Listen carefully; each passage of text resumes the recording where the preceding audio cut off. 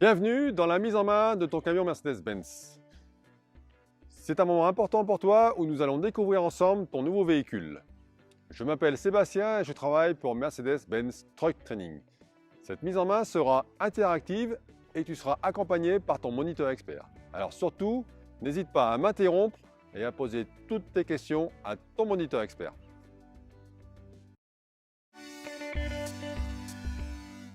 Connais-tu la signification de l'étoile Mercedes?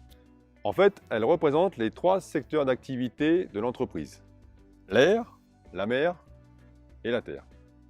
Cette marque fait partie du groupe Daimler. Pour la petite histoire, M. Daimler a commercialisé le premier camion au monde en 1896. En parallèle, M. Benz, lui, a commercialisé la première voiture au monde en 1886. À l'époque, ils ne se connaissaient pas. Les deux entreprises ont fusionné en 1926 pour créer le groupe Daimler-Benz, aujourd'hui appelé Daimler. Maintenant que tu connais M. Daimler et M. Benz, tu te poses la question d'où vient le nom Mercedes? Eh bien, pose la question à ton moniteur expert. Un indice, elle a vécu en France.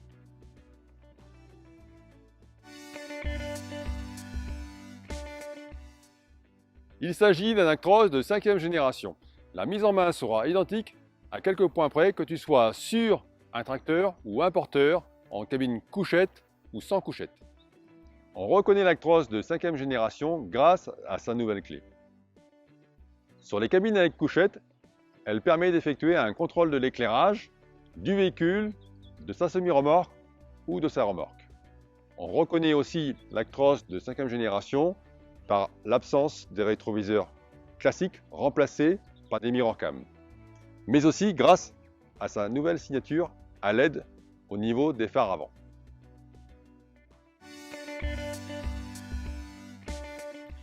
Voyons maintenant l'ouverture de la calandre. Il suffit de pousser vers l'intérieur deux leviers situés de chaque côté de la calandre au niveau des déflecteurs. Donc on les pousse vers l'intérieur. Nous avons accès directement à la goulotte de remplissage du lave-glace quand le système, le tableau de bord te le demande. Et en partie supérieure, un cache qu'on peut facilement enlever qui nous permet d'accéder à un filtre, dit filtre à pollen. C'est le filtre qui te permet de filtrer l'air de ton habitacle. Un conseil, si tu utilises ton véhicule en milieu poussiéreux, démonte-le régulièrement pour le souffler. Sinon, il est à remplacer une fois par an.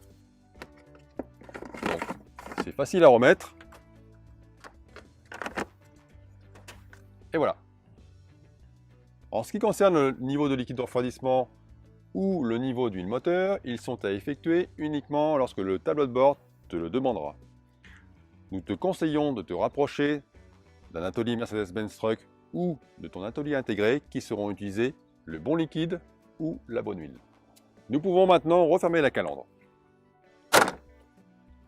Nous trouvons ici deux marchepieds amovibles qui te permettent d'accéder facilement à ton pare-brise pour le nettoyer ou pour rabattre l'antéviseur, par exemple, lorsque tu dois passer ton véhicule au rouleau. Dans la partie basse de ton pare-brise, tu trouveras une caméra qui est utile pour plusieurs systèmes. Le premier, c'est l'assistant pour le franchissement des lignes blanches, un système qui est de série. Le deuxième, c'est l'assistant pour le maintien et le guidage dans la trajectoire, le système qu'on appelle aussi ADA. Et le troisième, c'est pour le freinage d'arrêt d'urgence, qu'on appelle aussi Active Brake Assist. Pour ce système, tu trouves aussi un radar dans le pare-choc. Un conseil, comme pour tes phares, n'oublie pas de nettoyer ton pare-brise ainsi que ton radar. C'est le moment pour moi maintenant de faire une pause et de te conseiller de visualiser avec ton moniteur expert sur notre chaîne YouTube le tutoriel sur le freinage d'arrêt d'urgence, appelé aussi Active Brake Assist 5.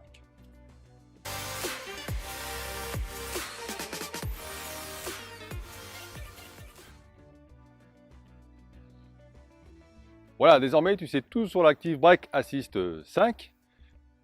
Ce système qui équipe de série ton véhicule et qui te propose un niveau de sécurité beaucoup plus élevé que les systèmes standards imposés par la réglementation. Passons maintenant à la partie basse du véhicule. Donc, nous avons ici un orifice qui te permet de fixer cette chape qui peut être utile en cas de remorquage. De chaque côté du radar, tu trouveras un groupe de volets qui vont tout simplement s'ouvrir et se fermer. T'inquiète pas, c'est géré automatiquement. Ça permet le refroidissement du moteur. Passons maintenant au phare. Pour remplacer nos poules de phare, rien de plus simple. Il suffit de te doter de ce tournevis Torx qui est disponible dans le lot de bord, d'ouvrir le volet ici. On desserre cette vis. Le cache ici pivote. Et ensuite, en desserrant 4 vis autour du phare, nous pouvons le faire pivoter pour remplacer les ampoules. Le jour où tu devras remplacer une ampoule, le conseil, visualise le tutoriel qui se trouve sur notre chaîne YouTube. Ça sera beaucoup plus simple. Pour remplacer l'ampoule du phare anti-brouillard, il suffit de déposer les 4 vis de ce cache et ensuite tu as directement accès à l'anti-brouillard. Sache que sur certains modèles, les feux anti-brouillard sont dotés de feux d'intersection qui vont s'allumer lorsque tu vas tourner à droite ou à gauche. Pour information, les Actros distribution et les versions approvisionnement ont un pare-choc avec des coins en acier et ce type de phare. Donc pour accéder au feu, vous démontez cet habillage. Et nous avons le même principe de feu pivotant qu'on peut retrouver sur le tutoriel. Uniquement pour les versions A Pro, nous avons ce marchepied supplémentaire car nous avons une garde au sol plus élevée.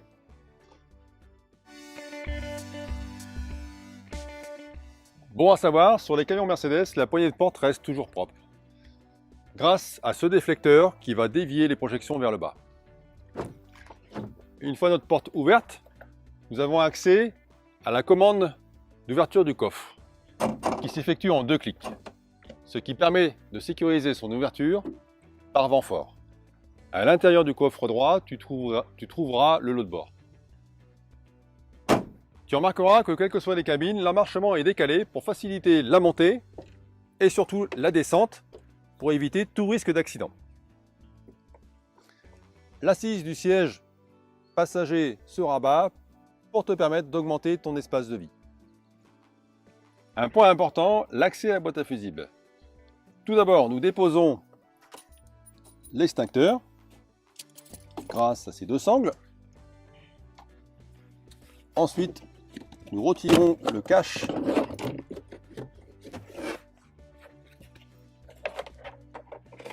et il nous suffit de dévisser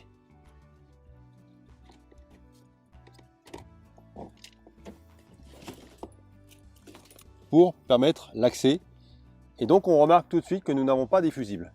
Sur les véhicules Mercedes-Benz, désormais vous aurez des disjoncteurs. C'est comme à la maison, lorsqu'il y a un souci, ça disjoncte. Et donc il suffit de repousser la tige rouge pour réamorcer le disjoncteur. Si jamais le disjoncteur de nouveau saute, donc là il faut faire contrôler votre véhicule pour faire réparer la panne. Nous allons voir maintenant comment basculer une cabine. Donc premièrement, il faut vider tous les objets qui pourraient se trouver dans ta cabine et tomber sur le pare-brise lors du basculement. Deuxièmement, on ouvre la calandre. Troisième point, et uniquement si tu as une suspension de cabine pneumatique, pensez à gonfler le circuit d'air, donc en démarrant le moteur et en vérifiant que ta pression d'air est bien à 12 bars au niveau de ton tableau de bord. Si tu as une pompe de levage cabine électrique, pense à la déverrouiller par un contacteur au tableau de bord. Ensuite, tout se passe au niveau du marchepied droit. Tu as ici un schéma qui t'indique le sens du robinet pour basculer la cabine ou abaisser la cabine. Donc là, je vais basculer la cabine, je dois tirer le levier vers moi.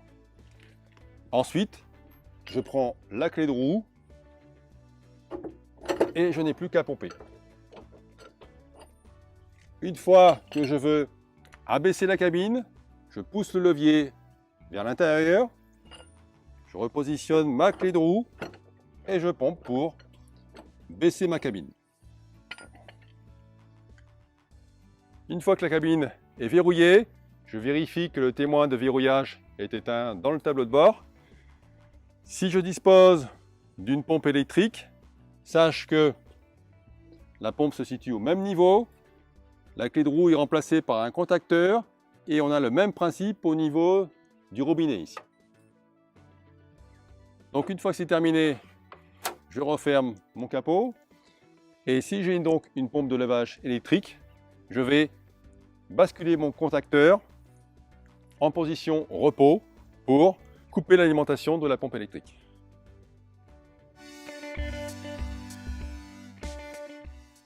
Ton véhicule peut être équipé d'un déflecteur latéral de ce côté non rabattable car il n'y a pas d'accès à la passerelle de ce côté en raison de l'échappement.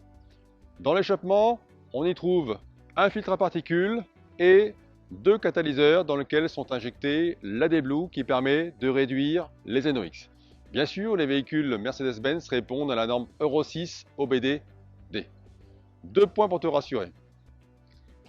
Premièrement, la consommation d'AdBlue est faible sur un camion Mercedes-Benz. Elle correspond à 5% de la consommation de carburant.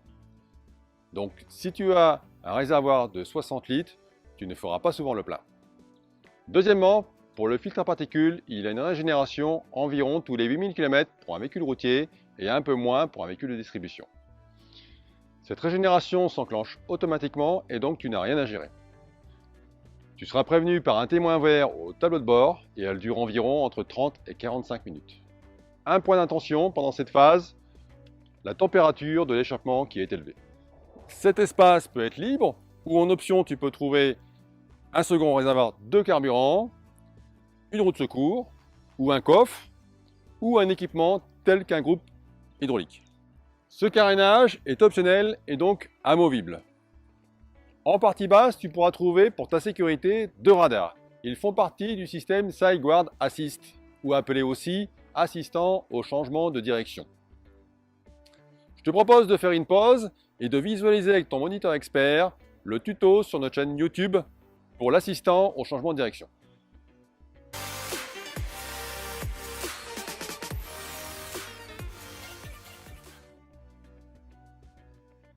Bien sûr, ton tracteur est équipé d'une sellette d'attelage. Il existe différents fabricants qui ont chacun leur propre système de verrouillage et avec ou sans entretien. Je te conseille de voir directement sur ton véhicule avec ton moniteur expert. Pour plus d'informations, dans ton véhicule, tu trouveras la notice du fabricant. Idem pour le crochet d'attelage si ton véhicule est un porteur.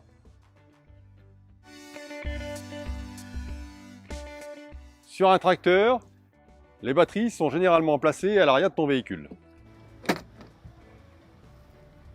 Point important, sache que l'électronique du véhicule contrôle tes batteries en permanence, même par exemple quand tu es en temps de pause et que tu utilises des systèmes électriques.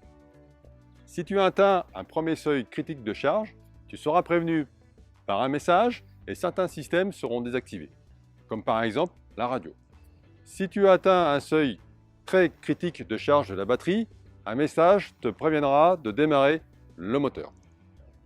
Je te conseille de poser la question à ton moniteur expert pour qu'il t'explique de quel type de batterie est équipé ton véhicule, puisque cela diffère en fonction des activités.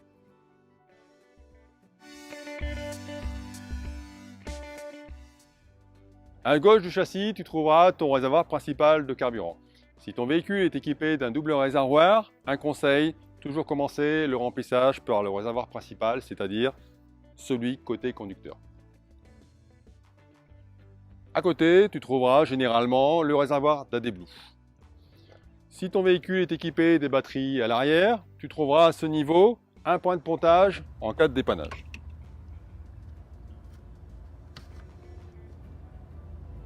Ici derrière, tu trouveras aussi sur les véhicules ADR, donc le contacteur d'arrêt d'urgence extérieur.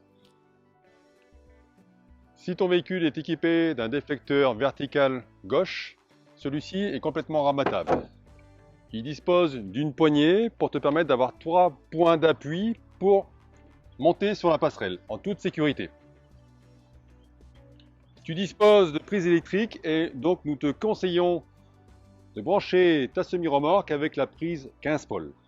Cela permet à la remorque de communiquer avec le tracteur. Dans le cas où ta semi-remorque serait plus ancienne, donc tu as dans le lot de bord cette prise qui te permet de retrouver le branchement 2x7 pôles. Pour le réglage des déflecteurs, donc je te laisse voir avec ton moniteur expert qui va t'expliquer comment régler le déflecteur en fonction de la hauteur de la carrosserie ou de ta semi-remorque.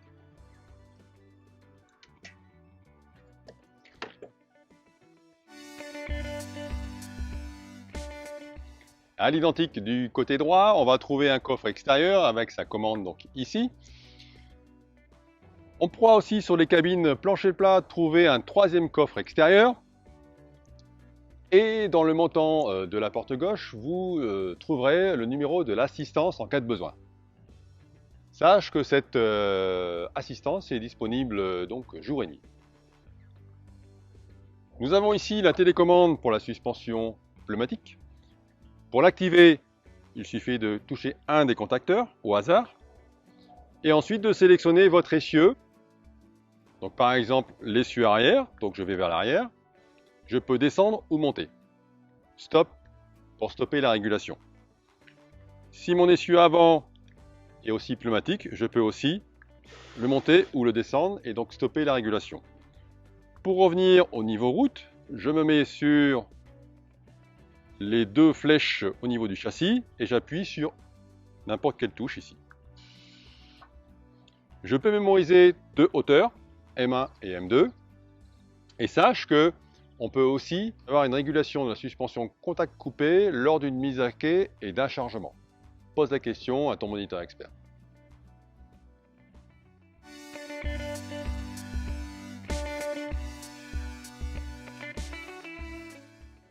Maintenant, nous sommes installés sur le siège. Je vais t'expliquer 6 réglages. N'oublie pas qu'une bonne position de conduite t'apportera confort, sécurité et limitera les problèmes de dos.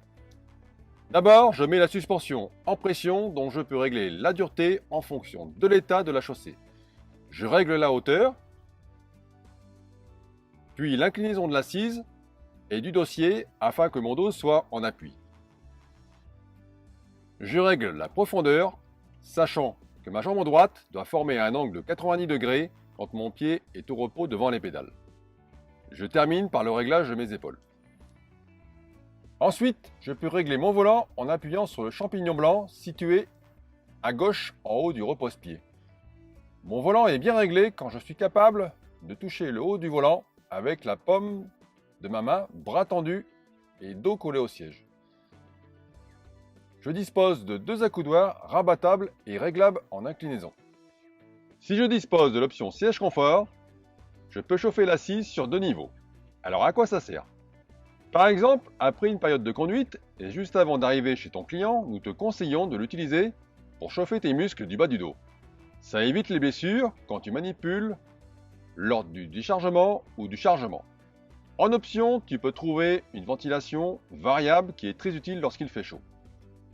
Ce cran me permet de déverrouiller la suspension horizontale qui absorbe les coups de raquette et t'évite un mal de dos à terme. Au milieu, tu peux régler l'avancée de ton assise pour soulager les cuisses et prévenir les crampes. Je peux régler la dureté des matières latéraux ainsi que le haut et le bas du dossier. En option, tu peux disposer d'une fonction massante. Bien sûr, ne pas oublier la ceinture de sécurité, réglable en hauteur et en option, tu peux disposer d'un témoin et signal sonore en cas d'oubli. Dernier point, en standard, ce levier te permet de pouvoir reculer ton siège de 5 cm en plus. C'est utile pour les grands gabarits pour trouver leur position de conduite et en rabattant la couchette avec tout son équipement grâce à un ajustement par sangle.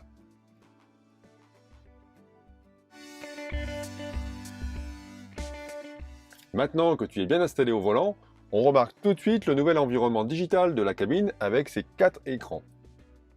2 écrans 15 pouces verticaux pour les mirrorcams qui remplacent les rétroviseurs. 2 écrans qui remplacent le tableau de bord et ses commandes.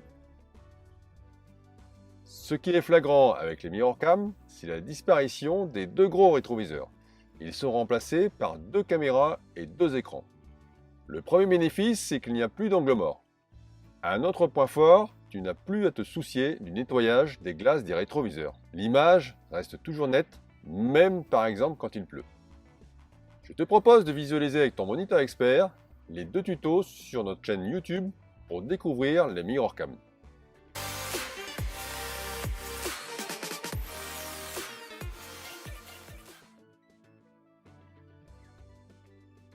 Tu remarqueras que le tableau de bord est très épuré, moderne et inspiré des berlines Mercedes-Benz. Il est très facile d'utilisation et intuitif comme ton smartphone. L'écran central de gauche remplace le combiné d'instruments et il est accessible via les commandes de gauche au volant. Il existe en version 10 pouces ou en version 12 pouces. L'écran de droite existe en une seule version 10 pouces et toujours tactile. Il est aussi accessible via les commandes de droite au volant. Commençons d'abord par l'écran de gauche. La version 10 pouces offre un affichage standard. À gauche, l'affichage vitesse avec au centre le rappel de la vitesse, l'affichage des panneaux, si tu as l'option, et en bas le niveau de carburant. À droite, le contour avec au milieu le rapport engagé et le programme de la boîte de vitesse sélectionnée. En bas, le niveau de déblou. Et quand tu actionnes le frein moteur, les zones d'efficacité apparaissent en couleur.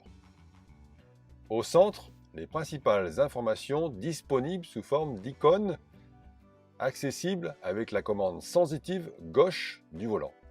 Fais glisser ton pouce de gauche à droite ou de haut en bas pour sélectionner l'icône du menu, puis appuie sur le contacteur central pour avoir accès aux infos. Un conseil, en roulant, il est préférable d'utiliser cette icône pour avoir accès aux informations du régulateur de vitesse appelé PPC interurbain et aux assistances, comme le franchissement de ligne, le régulateur de distance, le maintien et le guidage dans la voie, système appelé Active Drive Assist. Pour la version 12 pouces, tu trouves l'indicateur de vitesse et le contour rassemblés au centre. Et quand tu actionnes le frein moteur, les zones d'efficacité apparaissent en couleur. En faisant glisser ton pouce vers le haut, tu peux permuter cet affichage pour avoir accès aux informations du PPC interurbain et aux assistances. Encore une fois, en roulant, je te conseille d'utiliser cet affichage. Ensuite, en faisant glisser ton pouce vers la droite, tu auras accès aux informations concernant le conducteur. Et à gauche, tu trouveras les informations concernant le véhicule. Certains menus disposent de plusieurs informations. Il te suffit de valider pour les faire apparaître. Un conseil, lors des premières manipulations, si tu es perdu, pense à appuyer sur Échappe qui te permettra de revenir au menu de base. Tu peux commander l'écran de droite, soit avec la commande à droite du volant, soit directement sur l'écran tactile, soit par la barre de contacteurs qui sont des raccourcis très utiles en roulant. Tu trouveras différentes icônes pour accéder à la climatisation, aux commandes ou réglages, à la radio, au GPS ou téléphone.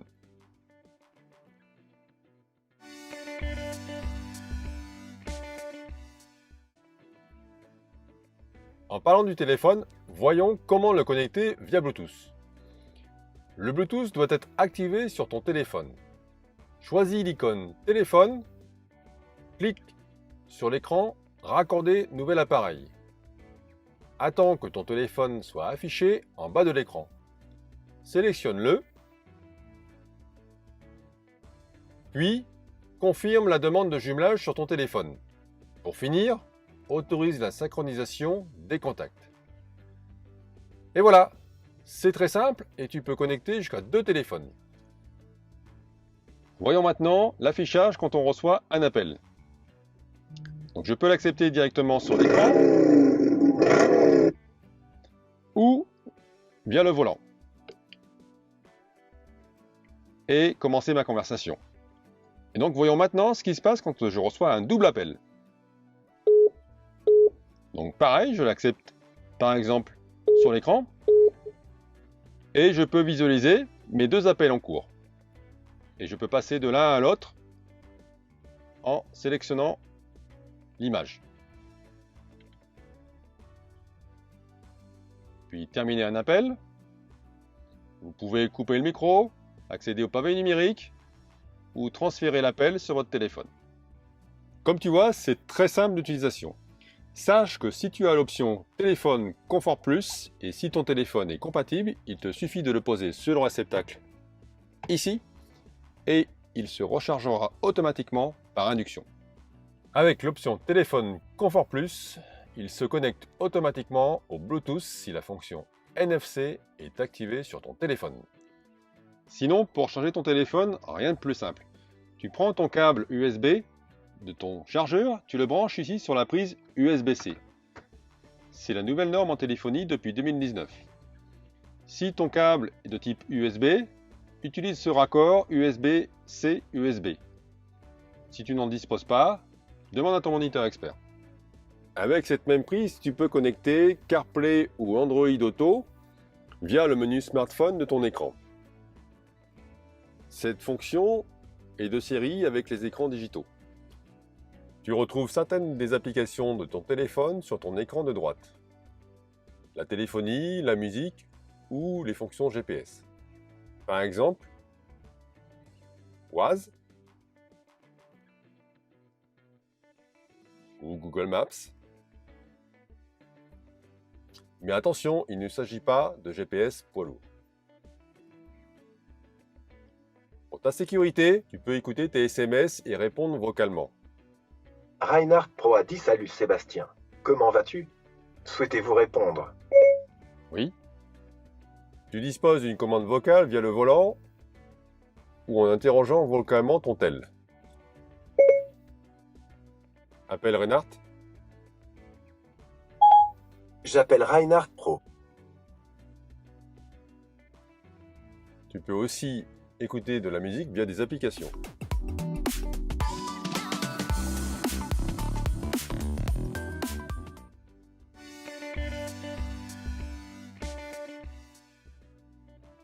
Sache que tu peux brancher sur la deuxième prise USB-C une clé USB ou ton deuxième téléphone pour écouter de la musique via l'icône média. Puis tu peux sélectionner une de tes deux prises USB.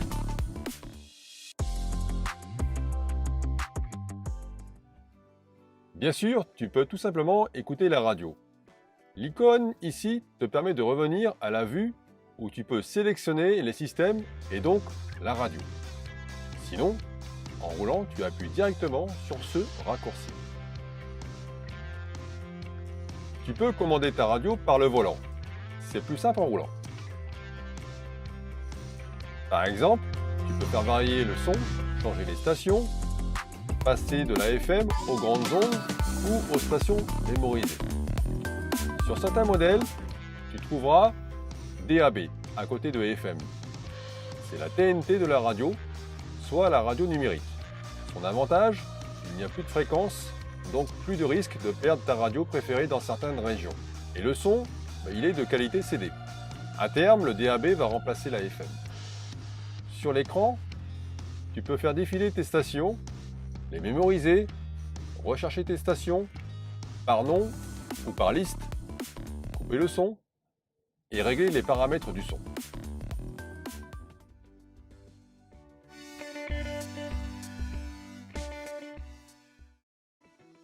Ici, en bas à gauche, tu trouveras toujours ta température de clim. Tu peux la faire varier directement par la commande plus ou moins. En touchant la valeur, tu as accès directement aux commandes de la climatisation. Et tu retrouves toutes les fonctionnalités classiques d'une climatisation. Contact Me, la barre inférieure affiche les fonctions suivantes. Reste. Cette fonction restitue la chaleur résiduelle du moteur à l'arrêt et pendant maximum 1h30.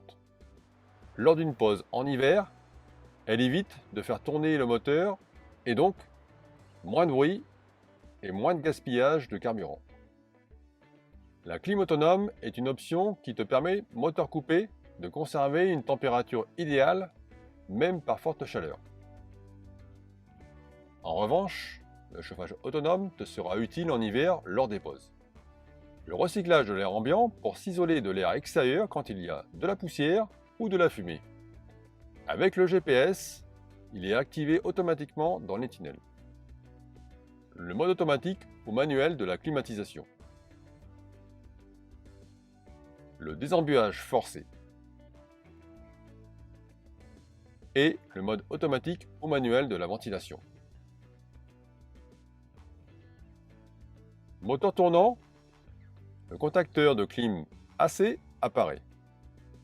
Attention, si tu as une clim automatique, tu as deux modes de fonctionnement de la clim. Un mode normal, ou éco, quand la température ou l'humidité ne sont pas trop élevées, ou une position AC dry, quand il fait chaud ou humide. Lorsque tu es en pause ou repos prolongé, pour utiliser ta radio, ton chauffage ou ta climatisation autonome, je te conseille de laisser uniquement le premier écran du contact afin de préserver tes batteries. Ça évite que toute l'électronique se réveille et consomme beaucoup d'énergie inutilement. Tu peux alors les enclencher de ta couchette par le biais de ces contacteurs. Sinon, tu peux le faire avec ton smartphone. Il te suffit d'installer l'app Remote Truck 2.0, dispo sur les stores Google ou Apple.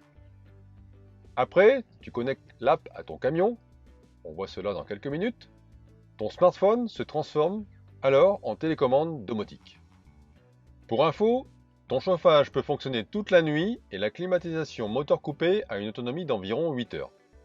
Si le contact est coupé, le temps de fonctionnement sera limité à 2 heures et tu peux aussi utiliser un programmateur, soit sur ton app ou ton écran tactile.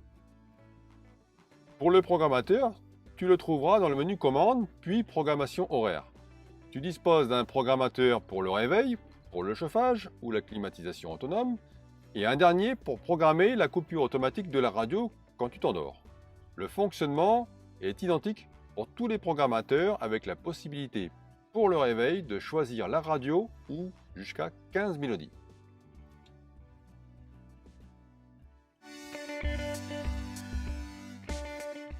Voyons comment connecter l'appli Remote Truck. Il te suffit de prendre ce raccourci et de sélectionner le menu Réglages puis Réseau Connexion et appareil Remote Online. Un point d'attention, la connexion se fait par Wi-Fi. Donc on va d'abord connecter ton téléphone au Wi-Fi du camion, uniquement disponible pour cette application. Pour ce faire, on va raccorder le nouvel appareil. Enregistrer la clé réseau et le sigle Wi-Fi apparaît en haut de ton smartphone. Ensuite, dans ton app, tu sélectionnes l'icône en haut à gauche, puis le symbole plus. Il te reste à rentrer la session réseau et valider. Attention, elle change après quelques minutes.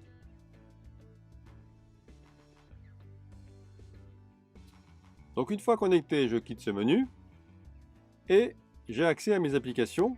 Donc là, par exemple, je peux piloter directement ma radio, augmenter ou baisser le son ou changer les stations. Je peux aussi éteindre ma radio. Ici, j'ai un symbole qui me permet d'accéder au menu de la climatisation. Je peux aussi actionner ma clim autonome ou mon chauffage autonome et bien sûr augmenter ou baisser la température, rester en automatisation au niveau de la ventilation ou passer en manuel. Et donc je peux, comme sur mon écran, avoir accès à un programmateur pour le réveil, pour le chauffage autonome, pour la climatisation autonome, etc., etc. Il fonctionne de la même manière que l'écran de droite digital. Sache que comme à la maison, ton téléphone se reconnectera automatiquement au Wi-Fi du camion.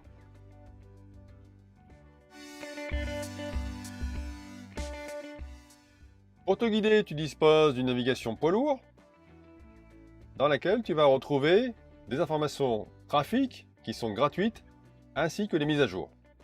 Un conseil, avant d'utiliser ton GPS, paramètre les caractéristiques de ton véhicule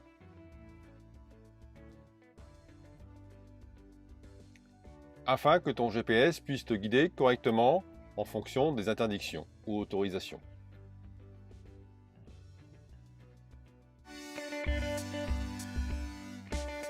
Tu dois te poser la question, mais où sont passés tous les contacteurs habituellement présents sur le tableau de bord?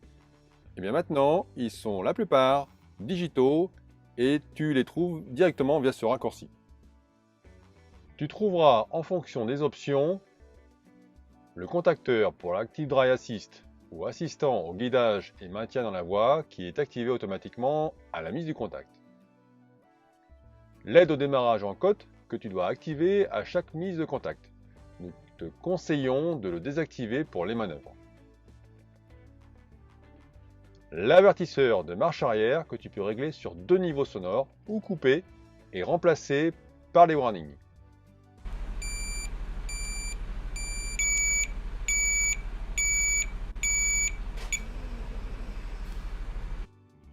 Service Call.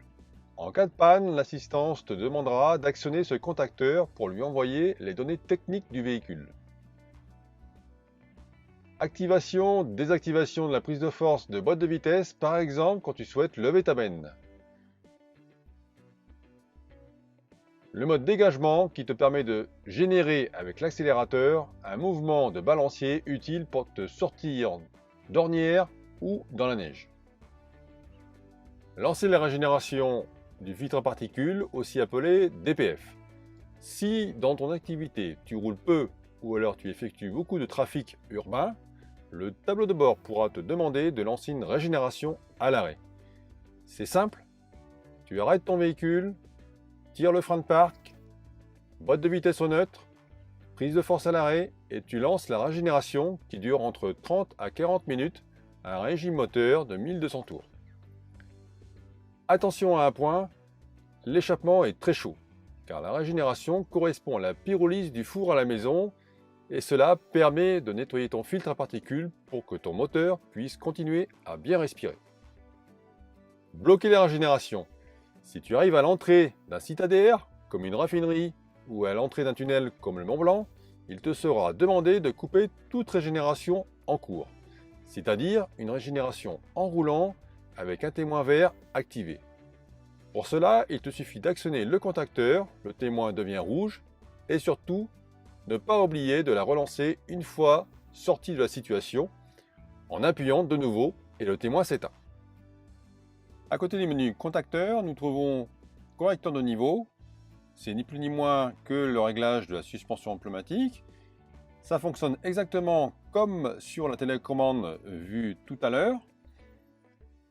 À côté, nous trouvons un menu caméra, si le véhicule est équipé de la prédisposition, et on peut monter jusqu'à 4 caméras pour pouvoir disposer de 4 vues. Et enfin, on trouve le menu réglage qu'on a déjà utilisé. On a 3 sous-menus. Dans le premier, nous allons trouver tous les systèmes d'assistance ou de sécurité que nous pouvons activer ou désactiver, comme par exemple l'Active Brake Assist. Dans quel cas le désactiver? Tout simplement, en cas de forte pluie ou en cas de neige, il faut savoir simplement que le radar, dans ces cas-là, peut être perturbé. Donc il est conseillé de le désactiver et bien sûr de le réactiver dès que possible. Nous avons le menu affichage et commandes. Donc c'est là, par exemple, lorsqu'on a un écran 12 pouces, où nous pouvons modifier le fond d'écran pour passer d'un visuel à un autre. Ici, nous avons affichage de l'assistant de régulation de distance, que l'on peut activer ou désactiver. Cette fonction est utile lorsque ton véhicule est au minimum équipé du régulateur de distance et cette fonction agira directement sur l'affichage du tableau de bord. Tout simplement, lorsque tu vas activer ton régulateur de distance, l'affichage du tableau de bord 12 pouces va passer d'un affichage type tube à un affichage type horizon. Le dernier sous-menu étant réseau et connexion. C'est là où tu vas pouvoir activer ou désactiver toutes les fonctions Bluetooth, NFC, Wi-Fi. ou par exemple l'application Remote Truck.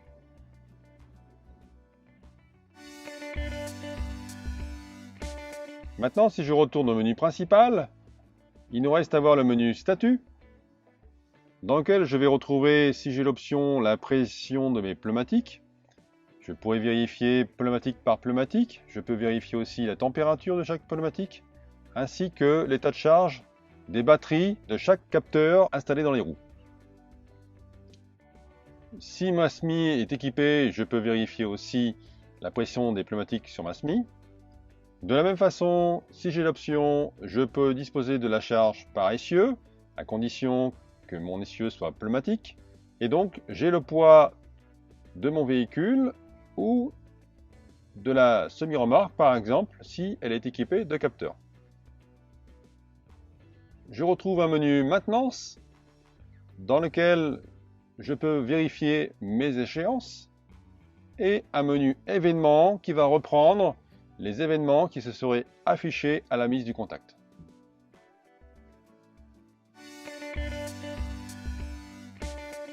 La commande de l'éclairage extérieur est accessible par ce menu ou ce raccourci. Je te conseille de le laisser sur Auto, qui te permettra une commande automatique de tes feux en fonction de la luminosité extérieure. Une nouveauté de série, la fonction feu de croisement automatique, qui gère le passage des feux de croisement aux feux de route en fonction du trafic et de l'éclairage extérieur. Pour terminer, tu peux régler ici la durée de l'éclairage temporisé quand tu quittes ton véhicule afin de ne pas te retrouver dans la pénombre. Et enfin, en bas à gauche, tu trouveras un contacteur qui te permet de couper l'éclairage extérieur en cas de besoin et sans remonter dans ta cabine. Concernant l'éclairage à LED de la cabine, la commande est aussi tactile et tu peux faire varier l'intensité. Cette commande te permet de bénéficier d'un enclenchement automatique de l'éclairage bleu, très utile la nuit pour éviter l'assoupissement. En option, cette commande te permet de disposer d'un éclairage complet du tableau de bord grâce à des LED bleus et créer ainsi une ambiance sympathique. De même, cette fonction te permettra, lors des phases de repos, de créer une ambiance chaleureuse.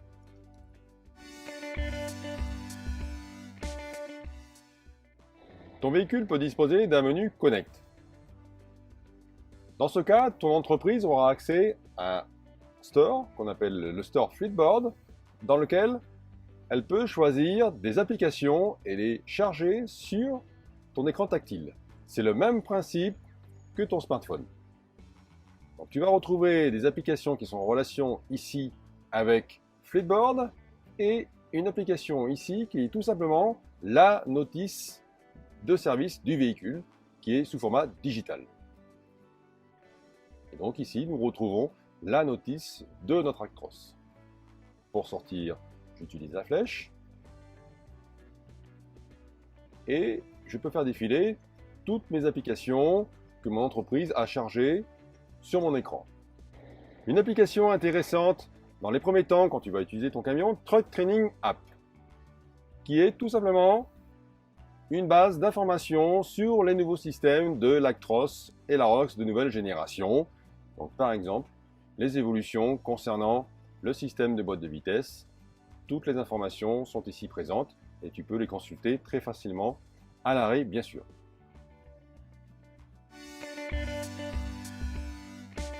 Ici, tu trouveras 3 contacteurs qui te permettent de désactiver rapidement les systèmes concernés. L'avertisseur de franchissement de ligne, actif à partir de 60 km/h et qui te prévient quand tu mords une bande blanche, par exemple en cas d'assoupissement. Dans quel cas le désactiver? Eh bien uniquement si ton véhicule est hors gabarit et si tu dois rouler sur les bandes blanches. L'ESP, qui évite les renversements ou mises en portefeuille, à déconnecter uniquement quand tu utilises des chaînes à neige, car en même temps tu déconnectes l'antipatinage, ce qui te permet d'avoir un effet centrifuge. Le blocage de différentiel. Quand une roue patine, généralement la roue opposée est immobile en raison de l'effet différentiel. De ce fait, ton véhicule est bloqué. Le contacteur permet de rendre solidaires les deux roues et ainsi tu te sors d'une mauvaise situation où cela est très utile pour franchir une côte sous la neige. Le dernier te permet tout simplement de remettre la suspension pneumatique au niveau route. Et Stop permet d'arrêter une régulation de la suspension.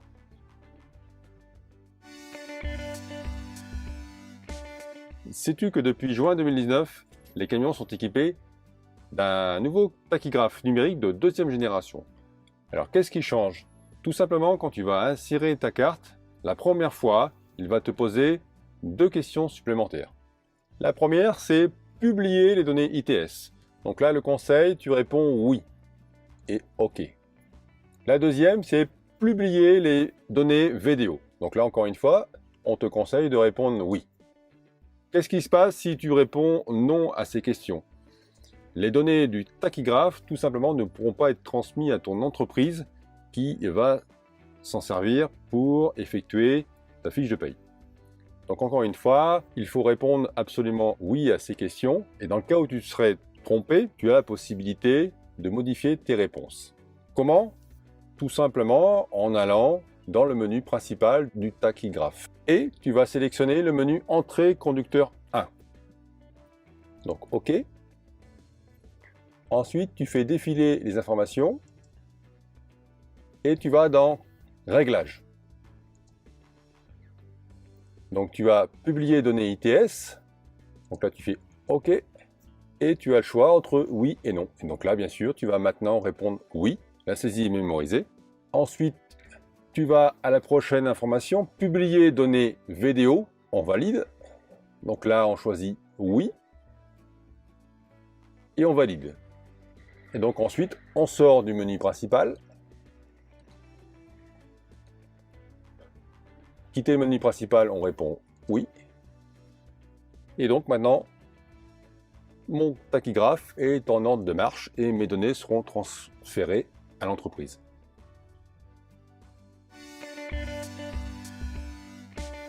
Concernant la clé, on retrouve le même principe que sur les berlines. Tu peux la garder dans ta poche ou la poser sur le tableau de bord.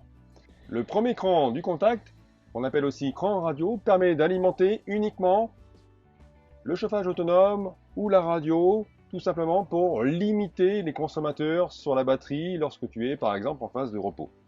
Le deuxième cran correspond à la mise du contact. Donc les deux écrans digitaux se mettent en fonction. Pour démarrer ton véhicule, il suffit de rester appuyé sur le contacteur. Au bout de 5 secondes, le moteur démarre.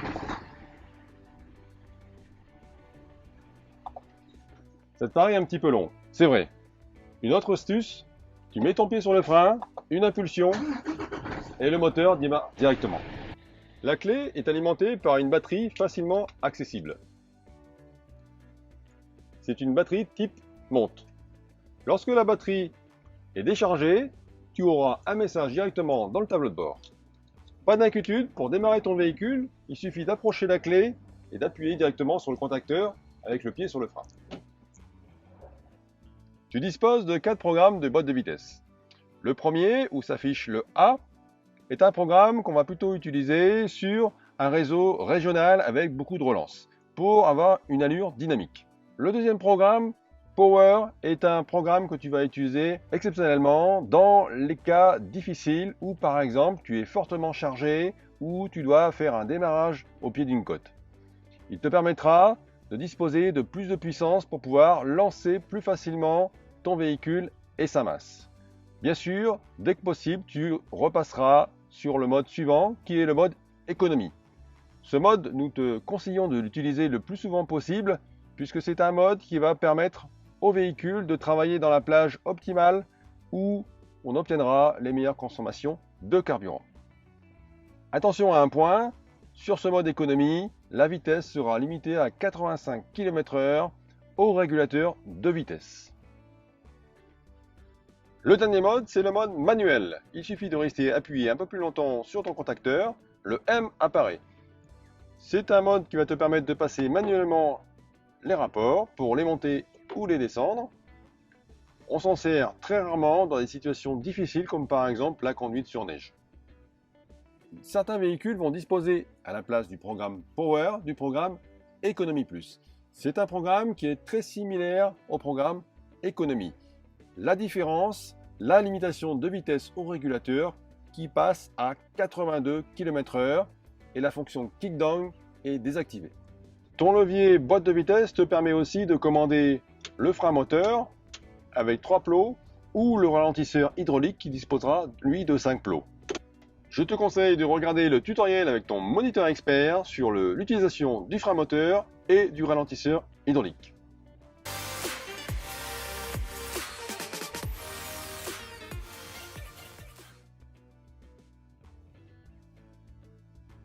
Donc maintenant, nous rebasculons en marche avant. Donc, je suis en rapport de deuxième. Et tu as peut-être remarqué que le frein de parc, en tout cas le témoin, c'est éteint. Donc le frein de parc, normalement, est desserré. Mais nous avons une sécurité ici, Hold, qui maintient automatiquement le frein de parc le temps que tu n'as pas accéléré. Donc ça évite que le véhicule parte seul dans une montée ou dans une descente. Donc si tu veux plus d'informations sur le frein de parc, je te conseille de visualiser avec ton moniteur expert le tutoriel sur notre chaîne YouTube.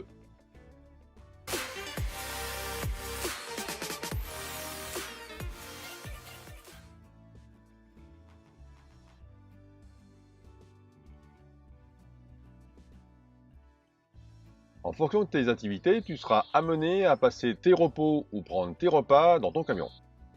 Pour ton confort, voyons les astuces que Mercedes-Benz te met à disposition en fonction de l'équipement de ton véhicule. Un rack à bagages. Une tablette métallique rabattable pour prendre tes repas ou poser un ordinateur. Un miroir disponible dans les coffres supérieurs. Des rangements sous la couchette où tu peux disposer d'une tablette et d'une poubelle. Un vrai frigo, comme à la maison, qui s'enclenche grâce à un thermostat et fonctionne aussi contact coupé. Sur les véhicules de distribution, des rangements sur le tunnel moteur et des coffres derrière les sièges. Des coffres supérieurs dont tu trouveras plus d'informations dans un tuto sur notre chaîne YouTube. Une couchette qui dispose d'un vrai matelas avec un label literie d'une largeur de 75 cm et d'une longueur de 2 mètres, dont tu peux ajuster l'inclinaison. Tu peux disposer aussi d'une couchette supérieure dont tu peux régler l'inclinaison grâce à un niveau à bulle. Pour terminer, un vrai plus en termes d'espace de vie avec la cabine Solostar, qui dispose d'un vrai coin repos, spacieux et confortable. Voilà, j'en ai terminé avec la mise en main statique de ton camion Mercedes-Benz. Bien sûr, il te reste la partie essai dynamique pour découvrir nos dernières technologies avec ton moniteur expert et aussi grâce à nos tutos. De plus, ton moniteur expert te présentera l'équipe après-vente à ton service. Sache que tu peux rester en contact avec la marque en t'inscrivant sur Roadstar, notre réseau social dédié aux conducteurs et conductrices. Bien sûr, tu nous retrouves aussi sur les réseaux sociaux classiques. Il me reste à te souhaiter une bonne route et à bientôt.